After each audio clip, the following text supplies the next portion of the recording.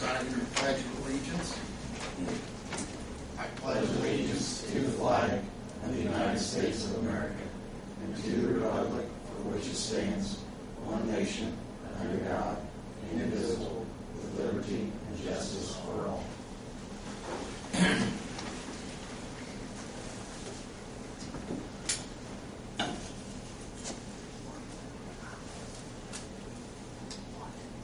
Today is Tuesday, January 17th. The time is 6 o'clock. This is a regular meeting of the Greensburg Water Board. Have a roll call, Donna. Chuck? Here. Tommy? Here. Frank? Here. John? Here. Robin? Yes. The minutes from December's meeting were distributed in your packet. Are there any objections or corrections to the minutes distributed? I think there was a correction, right? Oh gosh. The spelling error. Yes, and I did get that corrected. Oh, very It's good. corrected, thank you. So the minutes will be approved. First order of business, operations report, Rick.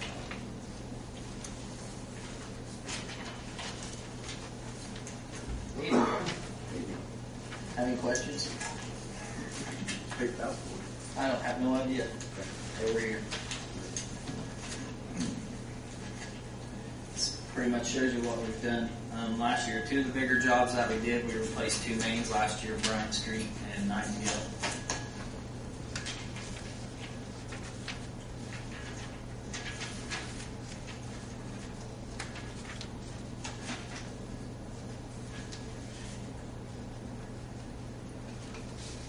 I'm just here to answer questions.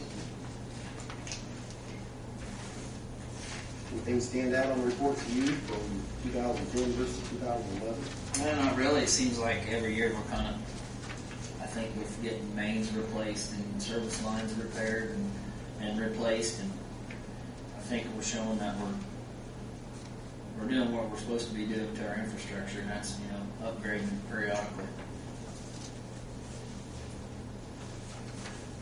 What do you think is the reason that our main leaks are down so much from the year before? Just because of what you said? Just from all the mains that we've replaced in, say, the last 10 years. Our trouble spots, West Main Street, Lincoln Street, South Michigan, we paid a lot of overtime throughout the last, 8 or 10 years. And when we get them replaced, that's helping out.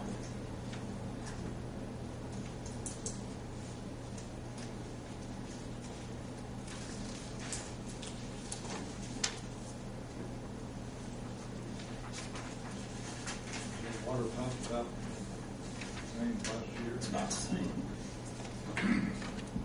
Hopefully with Honda on their second shift, we'll see a difference in this coming years.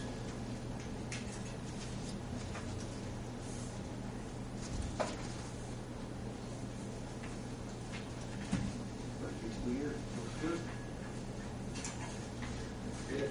Thanks, Rick.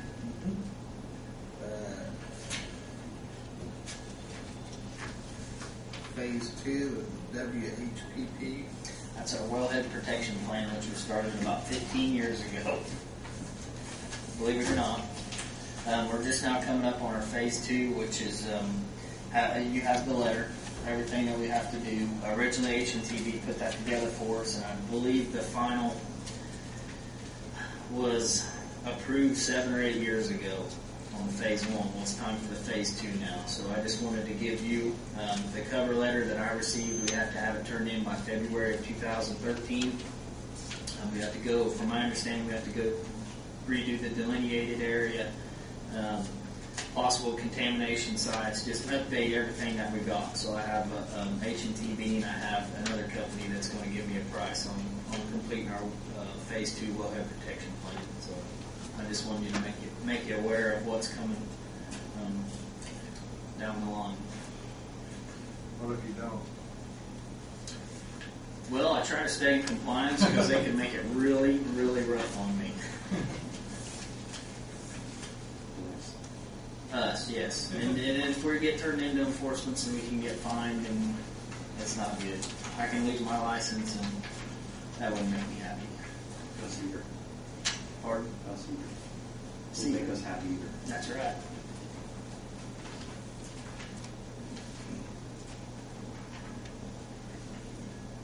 So what do you think HMTV or this other one's would cost? You know, Frank, this was started before I'm in the position that I'm in now, and I cannot honestly tell you what we paid 15 years ago when all this started. Do you remember, Darren? If I was going to guess, it was probably somewhere between 15 and 25,000. But that was to do the initial one. I'm looking at this. I'm hoping that you don't. If you had to redo the whole thing, you'd be up there. That maybe you don't have to do the whole thing. It may just be an update. I haven't really. I'm just starting to read through it. I still got some questions. Very specific, I think, isn't it, Darren? I mean, it's very specific as far as. Yeah, they've got a laundry list of things you got to check off. In some of the cases, it may just be there's been no change, or there has been a lot of changes out. If you are looking to drill more wells, that will complicate the renewal process. So, and then if there's been the other big ticket item probably is going to be. You have to do an inventory of potential sources of contamination, which means somebody has to go out in the field and literally drive the area and identify potential sources. So there's some time associated with that. Darren, you say this could change if we're planning on drilling any more wells.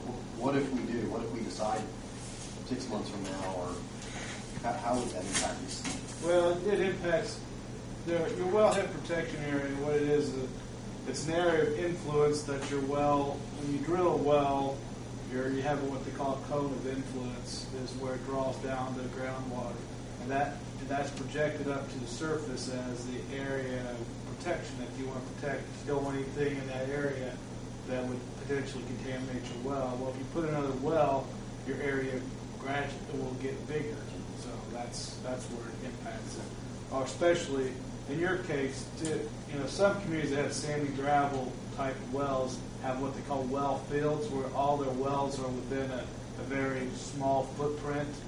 Where you guys have bedrock wells, so you've got wells wherever there's cracks in the bedrock. So your well field is a lot different than a typical you hear of a sandy gravel well. So. What will IDM do with that information? What will IDM do with that information? I'm not going to speculate what they do. It is a federal requirement, so they have the legal authority to do a lot of things with it. But the goal again is still to protect the drinking waters of Indians. Ultimate goal. I think it's changed quite a bit after September 11th, didn't it, compared to what they originally wanted? The one aspect originally, Because of security. the original plan was to be a lot more, have a lot more visualization of your well field. They were originally wanting you to have big signs saying Greensburg's protected area, well field protection area. Well, then 9/11 hit, and then they realized, well, that's kind of like just advertising where all your infrastructure is to terrorists. So they changed that rule somewhat, that they want you to have it available, but it's not something where you're putting signs out for the general public to be able to pick it up. So the whole goal too is to try to. One of their goals is that when you have this area, your wellhead protection area, is to be proactive in any development that occurs above it. So you don't want to have a chemical factory coming in that's in your wellhead protection plan. Or you want to minimize the number of underground fuel tanks that you put in that area. Not to say you can't, but you want to make sure that cautions are put in place, and things are put in place to minimize your risk associated with that. That's the twofold. That's what they're trying to do, is to try to minimize the risk. You don't want to have it happen like the village of Cleves, Ohio. Marathon contaminated their entire well field, so they've had to, that's been about 20 years ago, but the whole town, the village of Cleveland, Ohio, basically had to develop a whole new well field that Marathon paid for. This only involves our wells, but what about surface water? There's another whole program for surface water.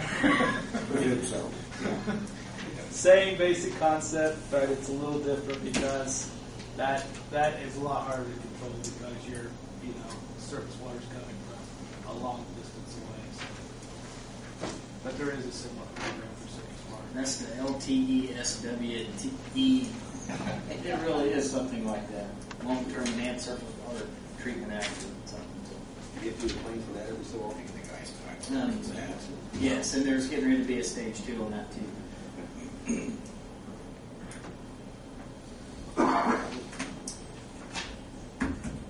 supposed to.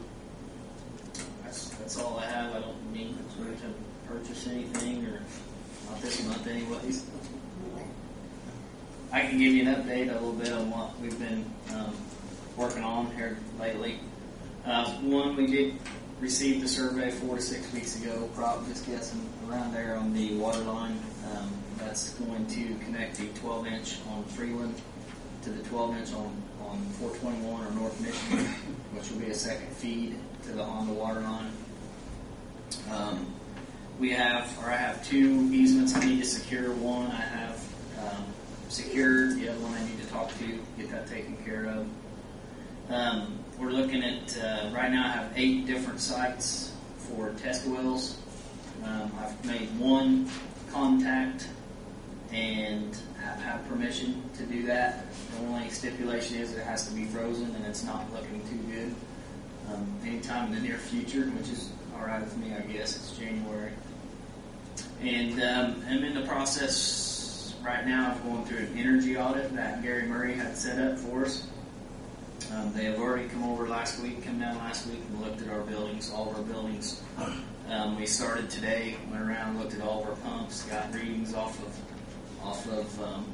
around Flat Rock and Upland Reservoirs done. Tomorrow we're going to take off on the main water plant, the surface water plant, the groundwater plant. We're going to look at all the wells in the north building. So maybe next month, I'm not sure how long it's going to take them to get the results forwarded to us. Do you know, Gary? Or they're going to be in Friday to pull utility bills and match them up to all the facilities. And I would guess it would take another couple months for them to have a final report.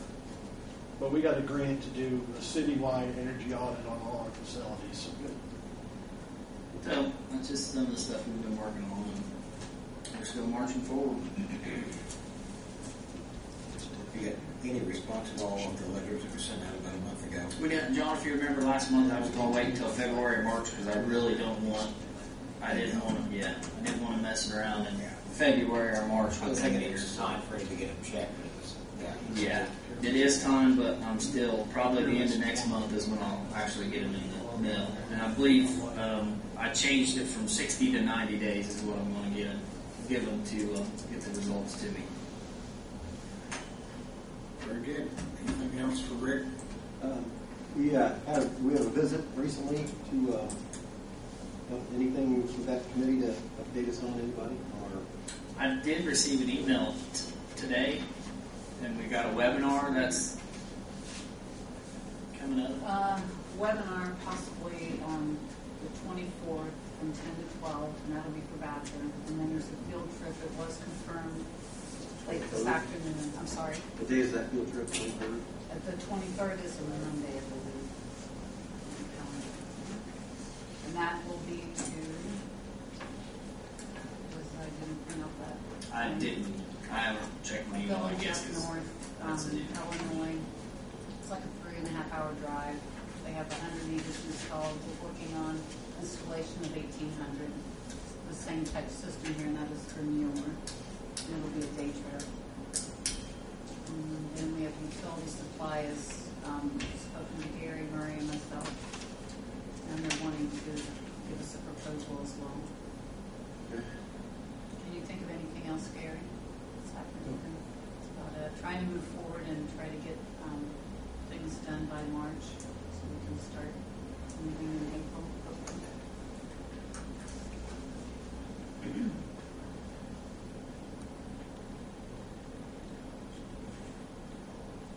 That's good.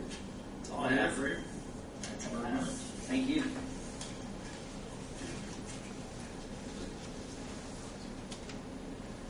Anybody else have anything they'd like to bring before the board, or Gary? Only other thing, thanks Chuck, that's you back. Thank you, appreciate it. Glad to be back.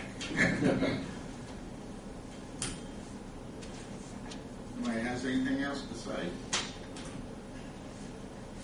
Not,